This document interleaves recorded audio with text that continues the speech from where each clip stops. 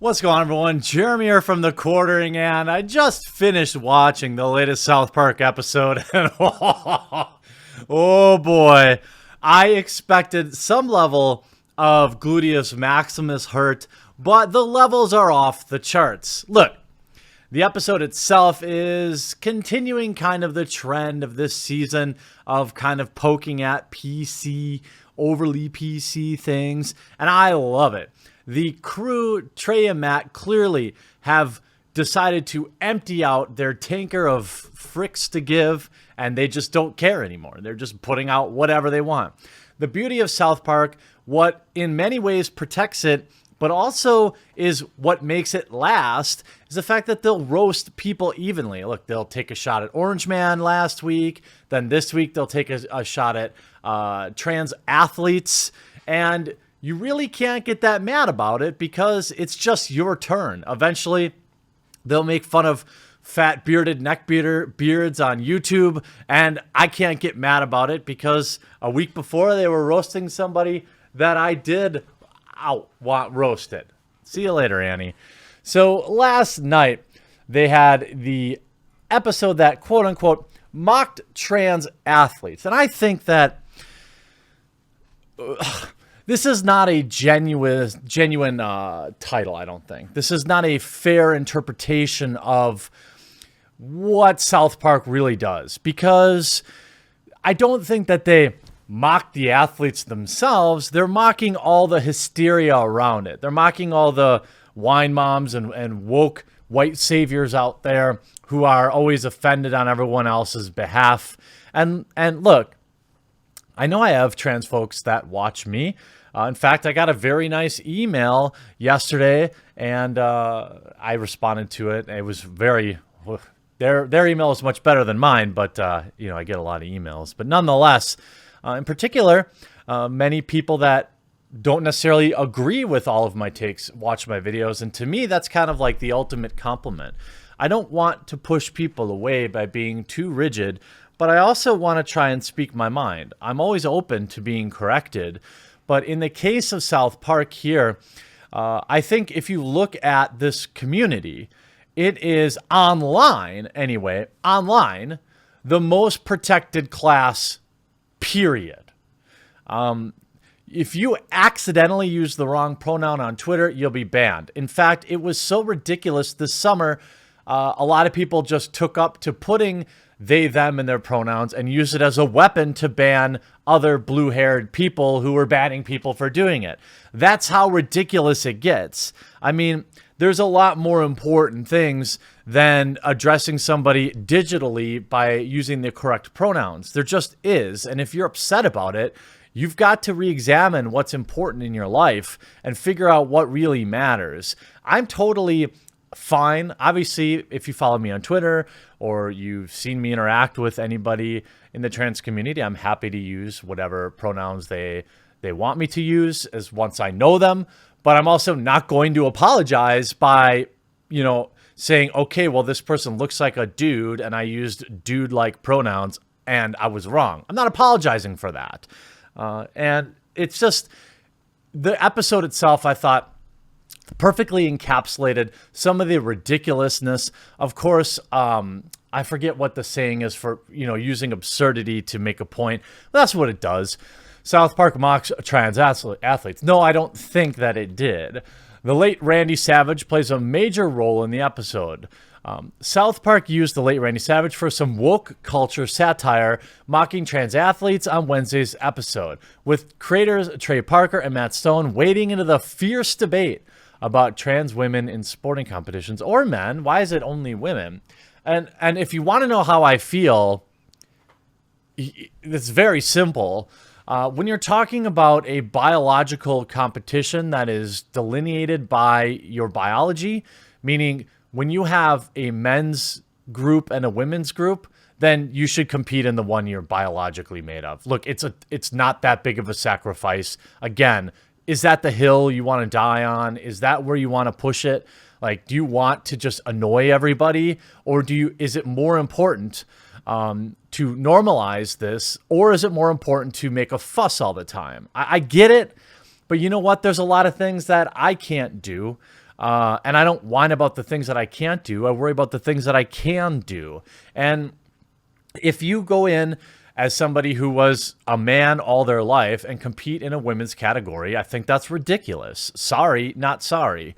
I also think that if there's categories that are mixed, that's great. You know, I mean, are there sports that it's not a big a deal? Maybe I can't think of any. When it involves physicality, it matters. This is just simple biology. It's not to be offensive. It's not to exclude anybody, but this is just the way that it is. And if this is just one tiny thing, you can't compete in the Olympics as a woman because you're born a man. Okay, I mean, it's just the way it is. And I don't think that needs to change because those rules are in there for scientifically proven reasons. It puts people on a level playing field, okay? So that's where I'm at on that. Title The Bored Girls, and by the way, most people agree with me, and most trans folks agree with me too. The seventh episode of the 23rd season revolved around the character Strong Woman, who is also the vice principal at the elementary school and partner of PC Principal, with whom she has the PC babies, entering a Strong Woman competition, which she had previously won. In tip-top shape, ready to compete, she's asked by a sportscaster how she feels about trans women in the competition. Strong Woman says she's happy about the situation. Enter Heather Swanson, a character who looks and sounds just like the late wrestler Randy Savage, but says she started identifying as a female, quote, 2 weeks ago to compete. I'm not here to talk about my transition. I'm here to kick some butt, she says. The actual Savage passed in 2011. Heather, of course, wins the competition and later a number of other female competitions, all while picking a fight with Strong Woman and calling PC Principal a transphobe because he takes issue with Heather's behavior. I mean, isn't that kind of true? I mean, the clip is hilarious. I'm going to try to show it to you. I don't know if it'll get claimed or not, but I'll upload 2 different versions, and if it doesn't get claimed, then we're good. It's hilarious. Now, of course, you have to go to the absurd to prove a point. Just like yesterday, you know, I said, hey, Pokemon Sword and Shield is this year's Fallout 76, and a lot of people took issue with that. Do I believe it's exactly Fallout 76? No, it's a spicy title. It's a clickbait title, and then inside that clickbait title is what I would consider a fair take. But that's just the way this world works. People see a title, people see a thumbnail, and then they decide exactly what the video is about. It'll be interesting to see how this video goes. Then we see Southpark sinks to a new low with jokes about trans athletes in the latest episode. I mean, again, no, it's not about the athletes themselves. It's about the system. And if you don't understand that, you're either disingenuously representing it or you're dumb. Both could be true, I suppose. The creators of South Park have waded into the debate over trans women in competitive sports by hitting out at athletes in their latest episode. No, again, it's not anything personal. I didn't see it that way.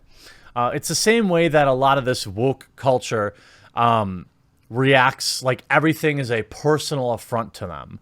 If I make fun of a company virtue signaling, you know, on Pride Day or week or month or whatever it is, people are like, oh, what, you don't like me? You don't like the gay community? No, I never said that. I don't know why, if it's just this kind of woke culture people or if it's really all people, I never noticed. But people just have been devoid of nuance. They don't understand anything. I think it's Twitter. Twitter's making the world dumb. So the revenge plot sees the scheming athlete brought down by the girls of South Park Elementary in a board game tournament. Yes, yes, yes. It's not the first time South Park has poked fun at trans folks. In 2014, episode entitled The Sissy Sees. Oh, the Sissy sees Eric putting on a bow and a hat claiming to be transgender in order to use the girls' toilet at school. Family Guy has similarly run episodes attacking. No, again, this is not a personal attack. It's a lampoon. It's a joke.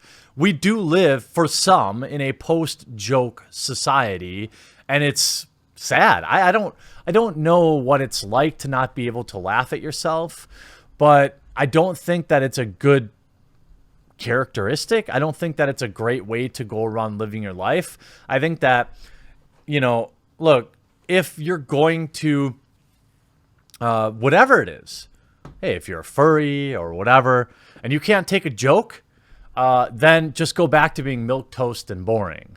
I mean, if you're going to stand out and be different, then you've got to take what comes with it. It's not a mean thing. It's not a I don't like this particular person or their choices.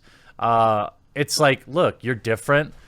You're going to get some people that are weirded out by that. You're going to get some people that don't understand it. And that's okay. Not everyone has to accept you. You have to accept you. And that's the only person that matters. But of course, if you go to Twitter, people are losing their minds. You've got Big Joel, of course, vocal critic of me. It's comical, not in a good way, that Southpark begrudges the lack of nuance among the trans baby SJW left and then parades out a caricature designed to appeal to the TERF talking points. I don't think that Trey and Matt are engrossed in this culture, would even know or be able to translate anything you just said. And again, you see, so suddenly being trans means Southpark can't poke fun at you. Guess what?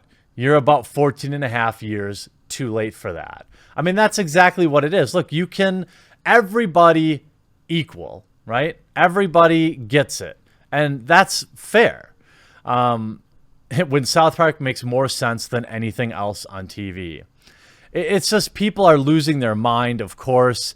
You see, can't wait for a new wave of baloney thanks to this new episode of Southpark, completely ignoring the fact that all athletic institutions I know of require a minimum of 3 years HRT before allowing them to compete. This is cruel and irresponsible.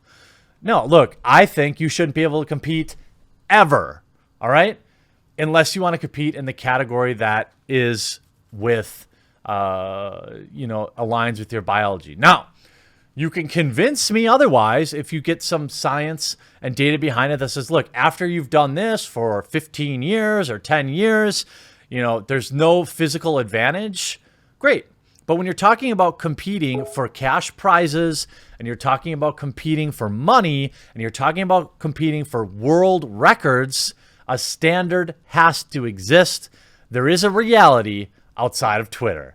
I hope you enjoyed this video. I hope you enjoyed Southpark last night, and we'll talk to you again real soon.